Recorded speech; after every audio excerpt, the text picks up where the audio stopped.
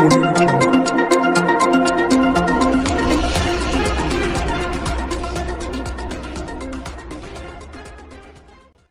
कुमारपुर इलाके में स्थित फुल गॉस्पेल चर्च में आज शत्रुघ्न सिन्हा के समर्थन में मंत्रिमलय घटक ने एक चुनावी सभा की। यहां उन्होंने लोगों से शत्रुघ्न सिन्हा अभिनीत काला पत्थर फिल्म को देखने की अपील की। उन्होंने कहा कि आसनसोल एक कोलियरी इलाका है और काला पत्थर फिल्म में शत्रुघ्न सिन्हा ने जिस तरह से तत्कालीन निजी कोयला खदान मालिकों के अत्याचार के खिलाफ आवाज़ उठाई थी, वो देखने योग्य है।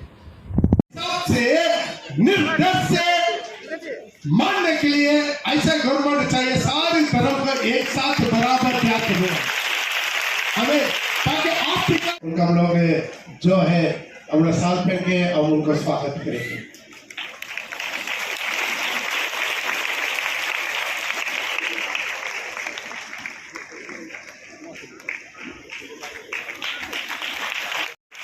चार बार का एमपी रह चुके, 4 बार एमपी रह चुके, जिसमें 2 बार हम लोग का देश का दिल्ली का कैबिनेट मिनिस्टर रह चुके। उन्होंने हम लोग का देश का हेल्थ मिनिस्टर थे, उन्होंने हम लोग का देश का जहाज मंत्री शिपिंग मिनिस्टर था। तो हेल्थ मिनिस्टर का नाते उन्होंने सभी स्टेट में उन्होंने एम्स हॉस्पिटल बनाने का फैसला लिया था और अपना इलाका पटना में उन्होंने दूसरा एम्स बना दिया था। उन्होंने शिपिंग मिनिस्टर के नाते पटना में शिपिंग इंस्टीट्यूट बनाया था, ट्रेनिंग कॉलेज, जहां आज भी हजारों बेकार लड़का ट्रेनिंग लेके शिपिंग में नौकरी करते हैं। और उनका जो फिल्म है आप लोग जरूर देखे होंगे। उनका सबसे हम लोग का इस इलाका का जो लिए जरूरी फिल्म है उसका नाम है काला पत्थर। कोयला खदान मजदूर का जो लड़ाई, उन्होंने फिल्म में कोयला मजदूर का नेता बनकर काला पत्थर पिक्चर किया था। और उन्होंने उस टाइम में प्राइवेट मालिक और कोयला माफिया का विरोध में उस फिल्म में लड़ाई किया था। तो इस फिल्म को जरूर देखिए, काला पत्थर। हम पास्टर पॉल को बोलेंगे एक दिन प्रोजेक्टर देके आप लोग को दिखा देंगे। तो मैं ज्यादा वक्त ले लेते हैं, शत्रुघ्न सिन्हा जी ऑलरेडी पहुंच गए, उन्होंने अपना बात रखेंगे, भाषण देंगे। पास्टर पॉल जी ने कहा है, हमारे बैठे में बहुत बढ़िया fiery leader, spokes person Samajwadi party के और बहुत ही विजनरी लीडर हैं अनुराग भदौड़िया जी, लाल टोपी में, इनके लिए जोरदार तालियां। ये भी बहुत संघर्ष करते हैं आप लोगों के लिए, और ये भी जहां जहां जा रहे हैं प्रचार प्रसार में इन सारी बातों को और यहाँ की समस्याओं को सुलझाने का रास्ता दिखाते हैं। ये हम भी आपसे मार्गदर्शन लेने आए हैं कि आप मार्गदर्शन दो, यहाँ की क्या क्या समस्याएं हैं, कैसे उसको सुलझा सकते हैं, कैसे लड़ाई लड़ सकते हैं। आपने देखा है मेरे अंदर फितरत है, मेरा कैरेक्टर है, मेरे अंदर चरित्र है। अगर मैं आप लोगों के साथ मिलकर कभी ठान लेता हूं तो हम इम्पॉसिबल को पॉसिबल करने का मादा रखते हैं। मैं देख रहा हूं कि बाकी पास्टर्स के साथ, बाकी हमारे तृणमूल कांग्रेस के लीडर्स के साथ, यहाँ पे हमारे सिस्टर्स और ब्रदर्स बैठे हुए, चिल्ड्रन ऑफ ऑलमाइटी बैठे हुए यहाँ पे, उनका मैं ब्लेसिंग्स देख रहा हूँ अपने साथ, उनका ब्लेसिंग्स देख रहा हूँ, उनका सपोर्ट देख रहा हूँ, उनका साथ देख रहा हूँ अपने साथ। इसलिए बहुत, जिससे मेरी बड़ी हौसला अफजाई हुई है, मैं उसके लिए आपका बहुत बहुत स्वागत करता हूं, आपको बहुत बहुत धन्यवाद देता हूं, बहुत प्रशंसा करता हूं आपकी। और मैं कहना चाहता हूं, इस सभा में, इतने लर्नेड लोगों की सभा में वो भी सबसे बड़ी चर्च की। इतने बढ़िया बढ़िया लोग, इतने अच्छे अच्छे लोग आज संडे के दिन यहाँ उपस्थित हुए हैं। इसका माने कि प्रभु की इच्छा है कि आपका अपना शत्रुघ्न सिन्हा, ये प्रभु की इच्छा है या प्रभु का निर्देश है कि जाओ अपने शत्रुघ्न सिन्हा को, आपका अपना बिहारी बाबू या आपका अपना बंगाली बाबू या आपका अपना हिंदुस्तानी बाबू, सन ऑफ द सॉइल, जो सर्वधर्म समाभाव में विश्वास रखता है।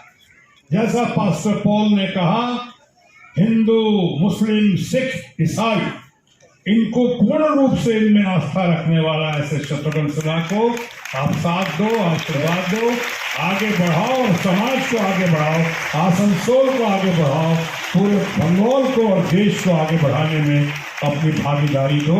मैं नतमस्तक होकर आपका बहुत बहुत आभार प्रकट करता हूँ। पश्चिम बर्धमान आपराधिक न्यायालय के जिला विधिक सेवा प्राधिकरण ने मैथन के खूबसूरत पर्यटन केंद्र को प्रदूषण मुक्त करने की पहल की है। रविवार को बंगाल और झारखंड की सीमा पर स्थित मैथन मजूमदार आवास से सटे जलाशय के सामने जागरूकता शिविर का आयोजन किया गया। অনারেবল জাস্টিস রাজস্বী ভট্টাচার্য মহাশয়, ওনাকে আমাদের তরফ থেকে নমস্কার। আমাদের এখানে উপস্থিত রয়েছেন বিভিন্ন দপ্তরের আধিকারিকরা এবং আমি এইটুকু শুনেছি যে হয়তো কিছু পর্যটক এখানে থেকে থাকতে পারেন বা হোটেল ব্যবসায়ী, সাধারণ মানুষ এখানে তারা সবাই আছেন। এই জায়গাটা খুব পবিত্র স্থান, মা কা স্থান। এখানে এত সুন্দর জায়গা, টুরিস্টদের আসা যাওয়া, সুন্দর প্রকৃতি, যেখানে পাহাড় নদীর সমাগম। আমাদের যে অনুষ্ঠান যারা আছে সঞ্চালক, যারা ডিএলএস অথরিটি, তাদের তো মূলত আইনি সচেতনতা, আইনি পরিষেবা দেওয়া তাদের উদ্দেশ্য। তার একটাই কারণ, জাস্টিস অ্যাট ডোর স্টেপস। এই আইনি সচেতনতার মধ্যে বিভিন্ন খুব প্রাসঙ্গিক কিছু কিছু বিষয়, যেমন আজকের যে বিষয়টা, সেটাও আমরা আপনাদের কাছে নিয়ে যাওয়ার খুব চেষ্টা করি। আজকে তো পূর্ববর্তী বক্তারা কেন আমরা একত্রিত হয়েছি, কি তার সমাগমের উদ্দেশ্য সব বলেছেন। আমি আপনাদের থেকে একটু জানতে চাইছি, আপনাদের কি ধারণা এই ধরনের আলোচনা হওয়া দরকার, বা এই আলোচনার পর যে ব্যবস্থার বিভিন্ন সাজেশন আসছে সেগুলো কি আমরা গ্রহণ করব? আপনাদের মধ্যে যদি একজন দুজন কেউ থাকেন, একটু যদি বলেন, আমাদেরকে যদি আলোকপাত করেন যে আপনাদের তরফে কি সাজেশন এই জায়গাটাকে সুন্দর পরিবেশ ধরে রাখা, ভারসাম্য ধরে রাখার ক্ষেত্রে আপনারা যদি কিছু বলতে চান একটু বলুন। তো একজন মাইকটা দিন ওনাদের কাউকে। মাননীয় শ্রী রাজস্বী ভরদ্বাজ, দি জাজ, honourable high court at Calcutta, my লর্ডের পারমিশন দিয়ে আমি কয়েকটা কথা আপনাদের বলতে চাই। তার আগে বলতে চাই, এখানে উপস্থিত, মঞ্চে উপস্থিত সমস্ত ডিগনিটারিজ, এখানে উপস্থিত আপনারা সবাইকে আমি জানাই ডিএলএস এর তরফ থেকে অনেক শুভেচ্ছা। আপনারা এতক্ষণে বুঝে গেছেন যে কি বিষয়টি নিয়ে আমরা আজকে এখানে সবাই একত্রিত হয়েছি। তার আগে বলি, আমরা আজকে ডিএলএস এর তরফ থেকে এখানে উপস্থিত হয়েছি। ডিএলএস এমন একটি অথরিটি যেখানে আপনারা বিনামূল্যে আইনি সহায়তা পেতে পারেন।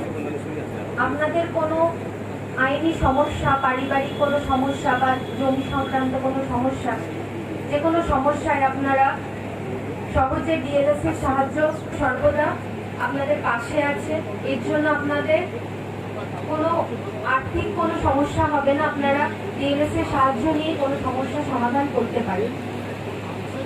এইবার আসি আমাদের যে আজকে আলোচ্য বিষয়টি, সেটি হচ্ছে প্লাস্টিক পলিউশন। প্লাস্টিক জিনিসটা কি সেটা আমরা সবাই জানি এবং তার সাথে আমরা অত্যন্ত ভাবে অভ্যস্ত হয়ে গেছি।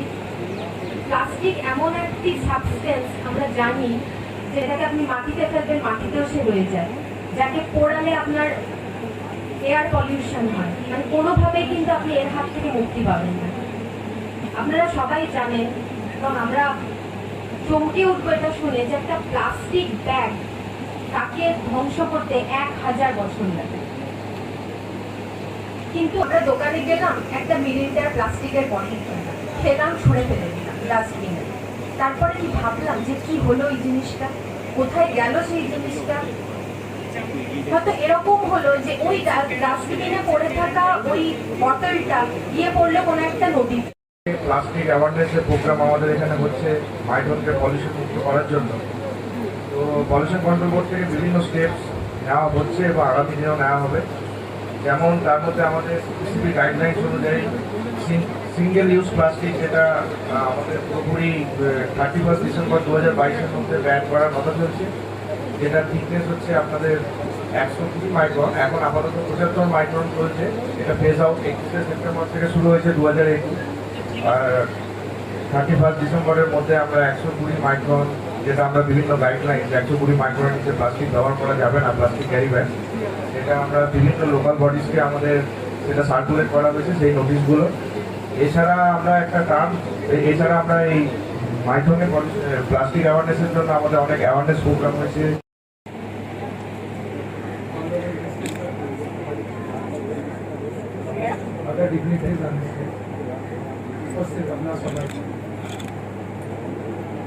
আমার শুভেচ্ছা।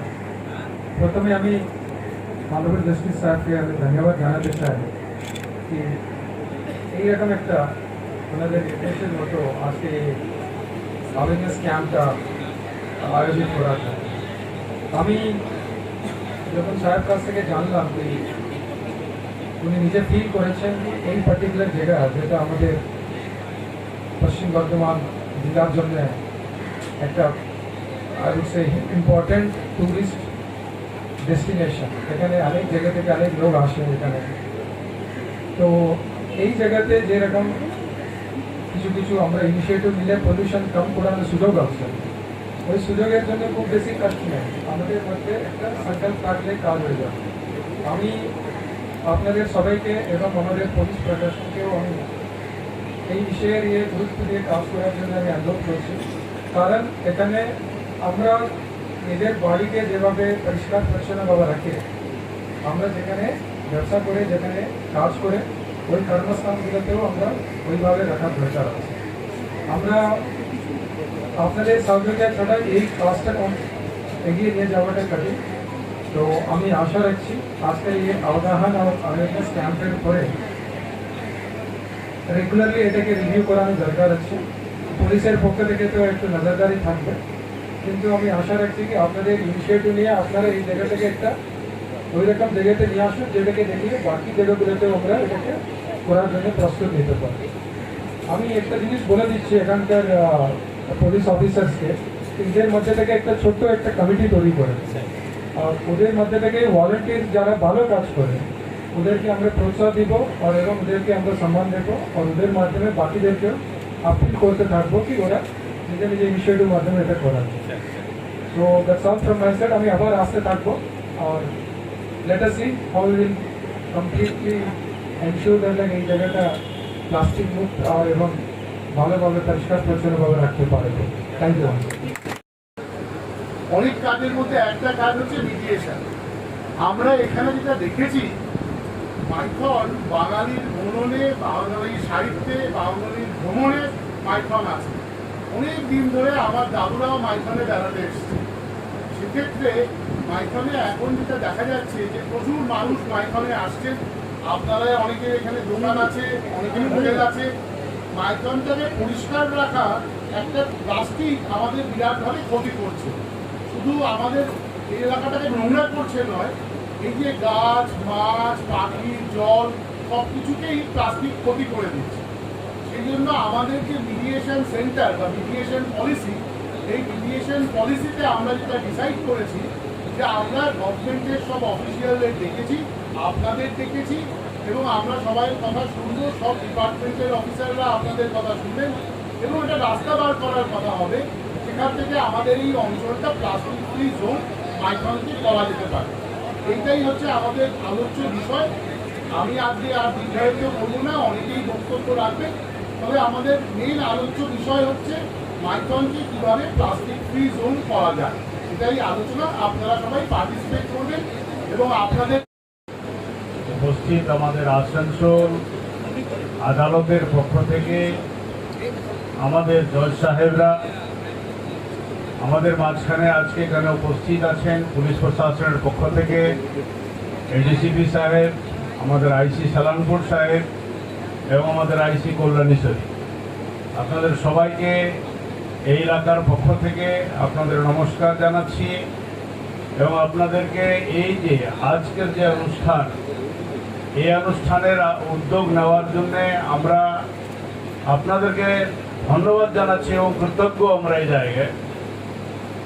মাইথন ড্যাম, কল্যাণেশ্বরী মন্দির এবং সারাউন্ডিং আমাদের এই ফরেস্ট এরিয়া, এটাকে আপনারা হাইলাইট করেছেন, সেটা হচ্ছে নো প্লাস্টিক জোন হিসাবে, যেটা এখন বলার সময় বলেছেন। আমরা এটার সঙ্গে সম্পূর্ণভাবে সহমত।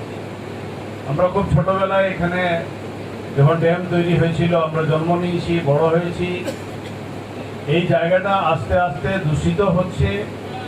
স্বাস্থ্য বিধানের দিক দিয়ে যদি আমরা তাকাই, তাহলে পশ্চিমবঙ্গ সরকারের পক্ষ থেকে স্বাস্থ্য বিধান যে প্রকল্প, এই প্রকল্পের মধ্যে আমাদের যে প্লাস্টিক, এটা খুব বাস্তব কথা, সেটা হচ্ছে প্লাস্টিক আমাদের জীবনের মধ্যে একটা অঙ্গ হিসাবে এসে দাঁড়িয়েছে। আমরা বাজার ঘাট যাই, আমরা যা কিছু কিনি না কিনো আমরা প্লাস্টিকে কিনে নিয়ে আসি। আর প্লাস্টিকটাকে আমরা যখন নিয়ে আসি তখন আমরা কি করি, জিনিসপত্র বাড়ির মধ্যে রাখার পরে প্লাস্টিকটাকে আমার দরজার বাইরে আমি ফেলে দিই। আমরা মাইথন এলাকায় আমরা যারা ভ্রমণ করতে আসি বা যারা ভ্রমণ করতে আসেন মানুষরা, আমরা যারা দোকানদার ভাইরা আছি, আমাদের এখানে অনেকগুলো হোটেল আছে, হোটেলের মধ্যে আমরা ডাস্টবিনের ব্যবস্থা করেছি। ডিবিসি কর্তৃপক্ষ এখানে আছেন, আমাদের কথা হচ্ছিল, ডিবিসি কর্তৃপক্ষের কাছে আমরা অনুরোধ করব যে আপনারা এগিয়ে আসুন। আজকের যে প্রোগ্রামের মধ্য দিয়ে আপনারা উদ্যোগী হন। আমরা এই এলাকার দোকানদার ভাইরা যারা আছেন, আমাদের নৌকা চালকরা যারা আছেন, আমাদের বিভিন্ন आज रानीगंज चैम्बर ऑफ कॉमर्स भवन में दुर्गापुर के मिशन अस्पताल के चिकित्सकों के सहयोग से एक स्वास्थ्य जांच शिविर का आयोजन किया गया। यहाँ रानीगंज चैम्बर ऑफ कॉमर्स के सदस्यों और उनके परिवारों और आम जनता के स्वास्थ्य की जांच की गई। इस संदर्भ में रानीगंज चैम्बर ऑफ कॉमर्स के सचिव अरुण भरतिया ने बताया कि रानीगंज चैम्बर ऑफ कॉमर्स हमेशा से ही उसके सदस्यों के स्वास्थ्य को लेकर जागरूक रहा है, इसलिए चैम्बर द्वारा विभिन्न प्रख्यात अस्पतालों के साथ टाई अप किया गया है। उन्होंने इस क्रम में डॉक्टर सत्यजीत बोस का विशेष धन्यवाद दिया। उन्होंने कहा कि जब से रानीगंज चैम्बर ऑफ कॉमर्स और दुर्गापुर के मिशन अस्पताल के बीच टाई अप हुआ है, तब से डॉक्टर सत्यजीत बोस की तरफ से संपूर्ण सहयोग मिला है। उन्होंने कहा कि रानीगंज चैम्बर ऑफ कॉमर्स का कोई भी सदस्य अगर बीमार होता है तो वो मिशन अस्पताल में चिकित्सा के लिए जाता है, तो उस पर ख़ास ध्यान रखा जाता है। इसके लिए उन्होंने मिशन अस्पताल और डॉक्टर सत्यजीत बोस का धन्यवाद दिया। उन्होंने बताया कि इतना ही नहीं, मिशन अस्पताल के चिकित्सक बीच बीच में रानीगंज आते हैं और चैम्बर के सदस्यों और उनके परिवारों के स्वास्थ्य की जांच करते हैं। अरुण भरतिया ने आगे बताया कि मिशन अस्पताल के सौजन्य से अब आँखों के इलाज की भी सुविधा रानीगंज में ही प्राप्त होगी। रानीगंज से जाहिद अनवर की रिपोर्ट। कॉमर्स अपने मेंबर्स के प्रति हरदम जागरूक रहता है। हमारे रानीगंज चैम्बर ऑफ कॉमर्स के मेंबर्स का हेल्थ हर समय ठीक रहे, इसलिए रानीगंज की चैम्बर की टीम डिफरेंट हॉस्पिटल से टाई अप करती है एवं उनसे हेल्प लेके हमारे रानीगंज चैम्बर के मेंबर्स को कोई भी हेल्थ के प्रति नुकसान ना हो, इसके लिए सक्रिय रहती है। इसी श्रृंखला में हमारे सबसे बड़े सपोर्टर श्री सत्यजीत बोस सर है, जो जब से रानीगंज चैम्बर ऑफ कॉमर्स में उनका साथ टाई अप हुआ है, तब से हमारे रानीगंज के चैम्बर के मेंबर्स को फर्स्ट प्रेफरेंस मिलता है उनके हॉस्पिटल में। उनके द्वारा जो भी इलाज होते हैं उस सब इलाज में हमारे रानीगंज का चैम्बर यदि मेंबर जाके भर्ती होता है तो उनका स्पेशल केयर किया जाता है एवं उनको ठीक करके वापस रानीगंज चैम्बर ऑफ कॉमर्स भेज दिया जाता है। इसी सिलसिले में मिशन हॉस्पिटल बीच बीच में अपनी अच्छे डॉक्टर्स की टीम को भी रानीगंज भेजता है, ताकि हम हमारे मेंबर्स की स्क्रीनिंग कर सके, ताकि उनको पता चले कि उनको यदि कोई प्रॉब्लम है तो उसका सॉल्यूशन क्या हो सके। इसके लिए हम हरदम मिशन हॉस्पिटल का धन्यवाद देते हैं, इस पे बोस सर का, जो हर समय रानीगंज चैम्बर ऑफ कॉमर्स के मेंबर्स के प्रति अपनी सर्विस रखते हैं। इसी सिलसिले में आज उन्होंने हमें बताया कि उन्होंने त्रिविता आइस खोला है, जो रानीगंज चैम्बर ऑफ कॉमर्स के लिए बहुत गर्व की बात है। हमारे मेंबर्स को आँख के लिए काफ़ी दूर जाना पड़ता था, जो अब नहीं जाना पड़ेगा। इसी के तहत डॉक्टर के रॉय साहब आज यहाँ आए हैं, जो हमारे चैम्बर्स के मेंबर्स की आई स्क्रीनिंग करेंगे और यदि उनको कोई तकलीफ़ हो तो उसका ट्रीटमेंट उनके हॉस्पिटल में आराम से हो पाएगा।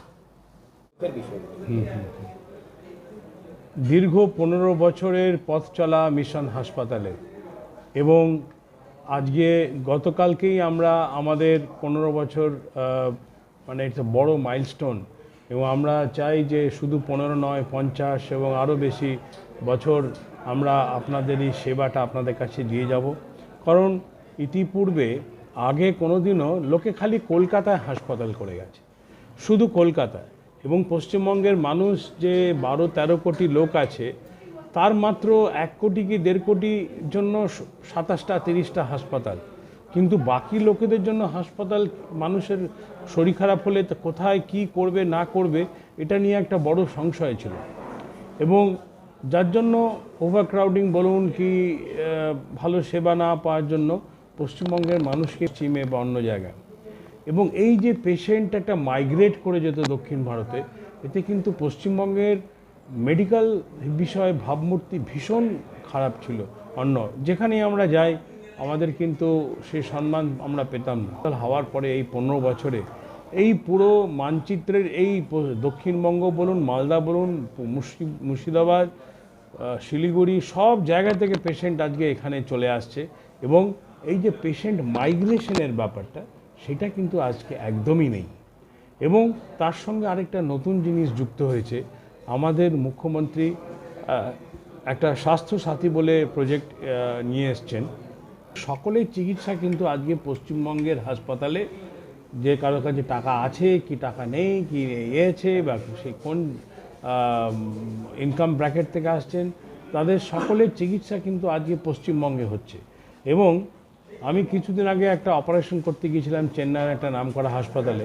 সেই হাসপাতালে আমি 10 বছর আগে গিয়েছি, দেখলাম খালি পশ্চিমবঙ্গের लोग शाखा पला। आज आसनसोल के बीएनआर इलाके में स्थित रविंद्र भवन में तृणमूल कांग्रेस की तरफ से एक कर्मी सभा का आयोजन किया गया, जहां राज्य के मंत्री पार्थो चटर्जी विशेष रूप से उपस्थित थे। इनके अलावा आसनसोल उत्तर के विधायक और मंत्री मलय घटक, अभिजीत घटक, टीएमसी प्रत्याशी शत्रुघ्न सिन्हा की पत्नी पूनम सिन्हा, विधायक प्रदीप मजूमदार सहित तमाम टीएमसी नेता, पार्षद, कार्यकर्ता और समर्थक उपस्थित थे। सभा के दौरान मंत्री मलय घटक ने केंद्र सरकार की नीतियों की जमकर मजम्मत की। उन्होंने कहा कि केंद्र सरकार की वजह से आज राष्ट्रीय संसाधनों को बेचने की साजिश रची जा रही है। उन्होंने कहा कि आसनसोल में भी इसको ECL सहित राष्ट्रीय संसाधनों को निजी हाथों में सौंपने की साजिश रची जा रही है। मलय घटक ने कहा कि अगर इन सब के खिलाफ बुलंद आवाज़ में कोई विरोध कर सकता है तो वो शत्रुघ्न सिन्हा है। यही वजह है कि मुख्यमंत्री ममता बनर्जी ने शत्रुघ्न सिन्हा को यहाँ से पार्टी का प्रत्याशी बनाया है। वहीं पार्थो चटर्जी ने भी शत्रुघ्न सिन्हा को प्रत्याशी बनाए जाने पर खुशी जाहिर करते हुए कहा कि कॉलेज के दिनों में शत्रुघ्न सिन्हा उनके सबसे पसंदीदा अभिनेता थे। ये उनका सौभाग्य है कि अब वो टीएमसी के लिए चुनाव लड़ रहे हैं। उन्होंने कहा कि शत्रुघ्न सिन्हा को जिताने के लिए समाज के हर वर्ग के लोगों को एकजुट होकर टीएमसी के पक्ष में मतदान करने की ज़रूरत है। পত্নী তিনি উপস্থিত হয়েছেন। আপনারা সকলে জানেন যে তিনি খালি চিত্র অভিনেত্রী ছিলেন তাই নয়, তিনি একসময় মিস ইন্ডিয়া হয়েছিলেন। তাই তিনিও আজকে আমাদের সবাই উপস্থিত হয়েছেন। পার্থদার বক্তব্য আপনারা শুনবেন। আমি প্রথম দিন থেকে এবারের যে নির্বাচন, সেই নির্বাচনে একটাই বার্তা, একটাই কথা বলছি, এই নির্বাচনে আমাদেরকে লড়াই করতে হবে। এই নির্বাচনে ভারতবর্ষের সরকারের পরিবর্তন হবে না। এই নির্বাচনে যিনি জিতবেন তিনি 5 বছরের জন্য এমপিও হবেন না। এটা উপনির্বাচন। আগামী 2024-এ আবার লোকসভা সাধারণ নির্বাচন হবে। কিন্তু মাঝে এই যে 2 বছর, এই 2 বছর আমরা যারা আসানসোল শিল্পাঞ্চলে বসবাস করি তাদের কিন্তু মরণ এবং বাঁচনের লড়াই। আসানসোলে এমন একটাও পরিবার পাবেন না যে পরিবারটা চাষবাস করে তার পরিবারটা চালায় বা সংসার চালায়। আমরা সকলেই কোনো না কোনো ভাবে এখানের যে শিল্পগুলো আছে সেই শিল্পগুলোর উপর নির্ভরশীল। কেউ সরাসরি চাকরি করেন অথবা কেউ সেই শিল্পগুলো চারিদিকে গড়ে ওঠা বাজার মানুষের সঙ্গে কথা বলে দেখেছি, তাতে আমার স্থির বিশ্বাস আমাদের যে সাংগঠনিক শক্তি আছে এবং মমতা বন্দ্যোপাধ্যায়ের যে বিভিন্ন প্রকল্পে যারা সুযোগ পেয়েছেন তারা নিশ্চয়ই তাদের পরিবারকে নিয়ে এই সর্বনাশা রাষ্ট্রবিরোধী নীতির বিরুদ্ধে শত্রুঘ্ন সিনহা মহাশয়কে সর্বভারতীয় তৃণমূল কংগ্রেসের প্রার্থী হিসেবে জয়যুক্ত করবেন। আমাদের কর্মীদের কাছে আমার আবেদন, কোন রকম প্ররোচনায় পা দেবেন না, শান্ত গণতান্ত্রিকভাবে ভোট হলে আমরা বিপুল ভোটে আমাদের প্রার্থীদেরকে জয়যুক্ত করব এই বিশ্বাস আমার আছে। আমি সকলকে শুভেচ্ছা জানাই, অভিনন্দন জানাই। বাংলা শুভ নববর্ষের প্রাক্কালে সকলকে মমতা বন্দ্যোপাধ্যায়ের তরফ থেকে, তৃণমূল কংগ্রেসের তরফ থেকে আগাম শুভেচ্ছা অভিনন্দন জানাচ্ছি। আপনারা ভালো থাকবেন। ইতিমধ্যেই মমতা বন্দ্যোপাধ্যায় বারবার চিঠি দিয়েছে, কেন্দ্রীয় সরকারকে বারবার চিঠি দিয়েছে যে এগুলোকেই পুনর্গঠন করা যায়। এই জমিতে কী করে নতুন শিল্প এবং পুরনো শিল্প যৌথভাবে করা সম্ভব, সেই দিকগুলো নিয়ে ইতিমধ্যে বারে বারে চিঠি আমাদের প্রিয় মুখ্যমন্ত্রী মমতা বন্দ্যোপাধ্যায় দিয়েছে। কারণ সরকারের নীতি হচ্ছে বেঁচে দাও, সব কিছু এয়ার ইন্ডিয়া বেঁচে দিল, LIC বেচতে চলেছে, রেল স্টেশন পর্যন্ত বিক্রি হচ্ছে। সুতরাং LIC থেকে শুরু করে BSNL, দেখুন BSNL এর অবস্থা কঠিন করে দিয়েছে। প্রতিযোগিতায় আমাদের যারা দক্ষ শ্রমজীবী মানুষ আছে তারা সামিল হতে পারে, সরকারের মদত থাকা দরকার। কিন্তু রাষ্ট্রায়ত্ত শিল্পগুলোকে এরা ধ্বংস করে দিয়ে সুবিধা করে দিচ্ছে পরিবারই এক অংশের ব্যবসায়ী। আলিয়া বিশ্ববিদ্যালয়ের উপাচার্যকে তৃণমূল ছাত্র কংগ্রেসের বহিষ্কৃত নেতা যে ভাষায় কথা বলছেন, পরবর্তীকালে তিনি গ্রেপ্তার হয়েছে। তার তো ব্যবস্থা নেওয়া হয়েছে।